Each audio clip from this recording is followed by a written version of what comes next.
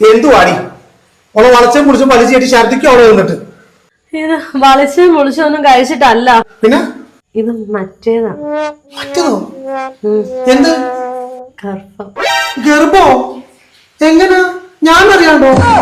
അല്ലെങ്കിൽ തന്നെ ഈ വീട്ടിൽ നടക്കുന്ന എന്തെങ്കിലും നിങ്ങൾ അറിയാറുണ്ടോ? ഒന്ന് അരി പൊടിപ്പിച്ചോണ്ട് വാ മനുഷ്യാന്ന് പറഞ്ഞാൽ നിങ്ങൾ പറയും തെക്കൽ അപ്പൂനെ വിളി. റേഷൻ കട വരെ ഒന്ന് പോയിട്ടോ, തെക്കൽ അപ്പൂനെ വിളി. മിക്സി കേടായാൽ അവനെ വിളിക്കണം, വാഷിംഗ് മെഷീൻ കേടായാൽ അവനെ വിളിക്കണം.